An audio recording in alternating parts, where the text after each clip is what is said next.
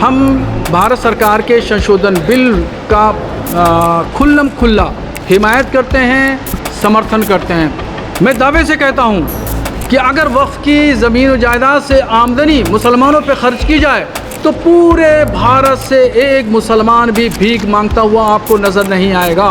Political पार्टियां मुसलमानों को बंधुआ मजदूर न समझें, मुसलमानों को उनके हाल पे छोड़ दें ताकि वो अपने हिसाब से फैसला कर सकें कि उनके हित में क्या है और क्या नहीं है। वो अपना फैसला खुद करना जानते हैं।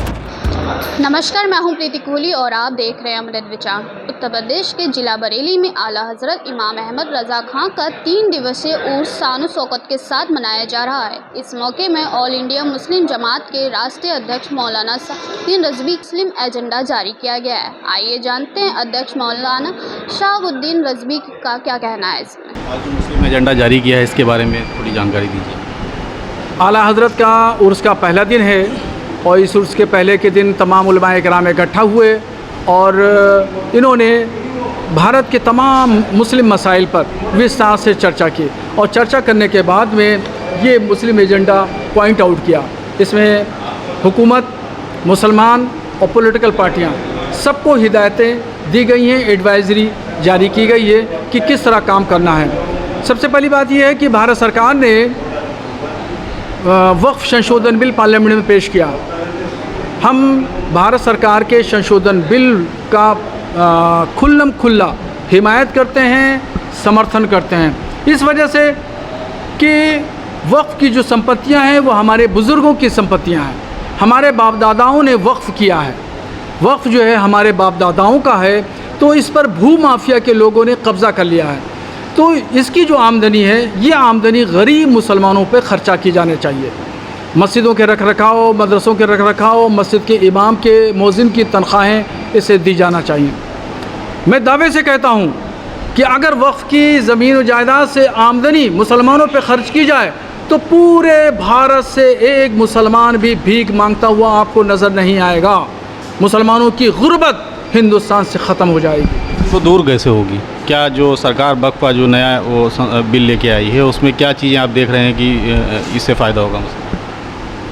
गवर्नमेंट वक्फ बोर्डों को ख़त्म कर दे, चेयरमैन, मेंबर, ये लोग और भू माफिया, इन लोगों की सांठगांठ से ज़मीनों पे कब्ज़े होते हैं और ज़मीनों की खुर्द-बुर्द होती है, ख़रीदो फरोख्त होती है। वक्फ बोर्ड की व्यवस्था ही ख़त्म कर दे सरकार। बिल्कुल। वक्फ फिर कैसे इनका संरक्षण कैसे होगा इन ज़मीनों का? या इनका संरक्षण जिस तरीके से पूरे हिंदुस्तान में जहाँ जैसे जिस तरह हो रहा है, बहुत सारी ज़मीनें हैं, उसका हो रहा है, सिस्टम चल रहा है। ऐसा नहीं है नहीं हो रहा है। सिर्फ वक्फ की कितनी ज़मीनें, थोड़ी सी, पूरा हिंदुस्तान पूरी ज़मीन पर आबाद है। कैसे व्यवस्था सिस्टम गवर्नमेंट चला रही है, ऐसे ही चलाया जाए। इससे भूमाफिया राज ख़त्म हो जाएगा और इससे होने वाली आमदनी मुसलमानों पर ख़र्चा की जाए ताकि गुर्बत मुसलमानों की ख़त्म हो। और दूसरी बात, प्रधानमंत्री ने लाल किले से सेकुलर सामान नागरिक संहिता की बात कही है, तो ये भारत के मुसलमानों को मंजूर नहीं है। ये यूसीसी चाहे सेकुलर हो या बनामे नामे गैर सेकुलर हो, किसी भी शक्ल में ये मंजूर नहीं है, इसलिए कि ये शरीयत में मुदाखलत है। और कोई भी काम जो शरीयत में मुदाखलत हो करेगा, चाहे राज्य सरकारें करें या केंद्र सरकार करे, मुसलमान भारत का वो मंजूर नहीं करेगा, काबिल कबूल नहीं होगा।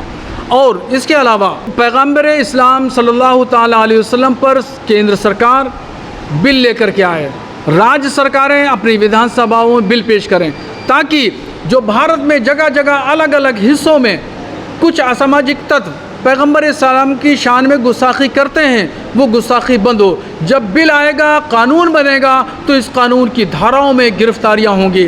तो हमारा मुतालबा ये है कि हुकूमतें, सेंट्रल हुकूमत और राज्य हुकूमत, ये पैगम्बर इस्लाम बिल लेकर के आएँ और जो गुस्ताखी करने वाले हैं उनके ख़िलाफ़ धाराओं में गिरफ्तारियाँ करेगा। और उलमाए किराम ये भी एजेंडे में कहा कि हम आतंकवाद के ख़िलाफ़, कट्टरपंथी विचारधारा के ख़िलाफ़ पूरे भारत में अभियान चलाएंगे। मुसलमानों से कहा गया है कि मुसलमान अपने अंदर जो बीमारियां आई हैं, जो बुराइयां घर कर गई हैं, जैसे जुआ है, शराब है, नशा है, सूदखोरी है, एक साथ में 3 तलाक देना है, इन तमाम चीज़ों को रोकथाम करें, मुसलमान अपनी इस्लाह करें। उलमाए किराम इस पर बराबर जुमे में तकरीरें भी करेंगे। पॉलिटिकल पार्टियों को हिदायतें दी गई हैं कि पॉलिटिकल पार्टियां मुसलमानों को बीजेपी का हवा न दिखाएं। मुसलमान अपनी अच्छाई और बुराई के लिए बेदार है और वो खूब समझता है कि हमें क्या करना है और क्या नहीं करना है। इसलिए पॉलिटिकल पार्टियां मुसलमानों को बदवा मजदूर न समझें, मुसलमानों को उनके हाल पे छोड़ दें, ताकि वो अपने हिसाब से फैसला कर सकें कि उनके हित में क्या है और क्या नहीं है। वो अपना फैसला खुद करना जानते हैं। और साहब, पिछले कई सालों से ये आपका एजेंडा लगातार जारी हो रहा है। जो पिछली बार आप जो लोग मुद्दे उठाए थे, जो समस्याएं हैं जिनको लेकर बात की थी, साल भर में उन पे कितना काम हुआ है और भविष्य में ये जो एजेंडा आपने इस बार ही बनाया है, इस पे किस तरीके से इसे काम करेंगे ताकि ये जो मकसद है आपका उसकी तरफ आप बढ़ पाएँ? देखिए, हमारा मुस्लिम एजेंडा, हम हर साल जो साल भर में पूरे हिंदुस्तान में जो मसाइल दरपेश होते हैं मुसलमानों को, उस पर हम चर्चा करते हैं। इस पर अमल भी होता है। हुकूमत के अहलकार हमसे बात भी करते हैं और इस एजेंडे की रोशनी में वो अपनी पॉलिसी भी तय करते हैं। इसलिए मैं समझता हूँ कि ये हमारी कोशिश कामयाब होती है। बरेली में पिछले एक अरसे से एक बड़ा मसला यहाँ पे रहा है कि कन्वर्ज़न को लेकर विवाद होता रहा है और हाल में एक दो मुद्दे ऐसे आए हैं जिन पे बड़ा विवाद हुआ है। ये इस बात को आपने कन्वर्ज़न के मसले को आपने इसमें शामिल किया है, क्योंकि आप मुस्लिम उसकी बात कर रहे हैं पक्ष की, तो किस तरीके से समाज में आप बच्चियों को जागरूकता या उनके परिजनों को लेकर कि इस तरीके की जो कन्फ्लिक्ट वाली चीज़ें हैं वो सामने नहीं आने पाएँ? देखिए, मखलूत तालीम, सबसे बड़ी बात यह है कि खलतमल्त वाली तालीम, बालिग लड़के और लड़कियां एक साथ में जब तालीम हासिल करेंगे तो मसाइल खड़े होंगे। शरीयत ने सीधा सीधा फार्मूला दिया कि ना महरम के साथ पर्दा किया जाएगा, महरम के साथ पर्दा नहीं होगा। इस चीज़ को अगर हम अपना लेंगे, हमारे सेपरेट लड़कियों के अलग स्कूल होंगे, अलग कॉलेज होंगे, तो इस तरीके से समस्याएं पैदा नहीं होंगी।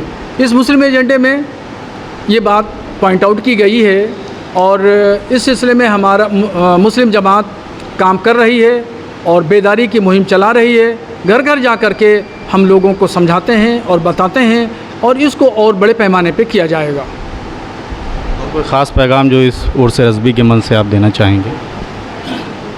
उर्स रज़वी के मौके पर हम पूरी हिंदुस्तान के मुसलमानों से कहना चाहते हैं कि वो पैगम्बर इस्लाम की जो तालीमात हैं, उनकी तालीम अमन व शांति की तालीम है, उस पर अमल करें और किसी के बहकावे में या अफवाह में ना आएँ, कानून को अपने हाथ में न लें और शिकायत है तो उच्च अधिकारियों से शिकायत करें और इस्लामी तालीमात और उनके उसूल और ज़ाब्ते पे अमल करें। इसी में हमारी भलाई और कामयाबी है।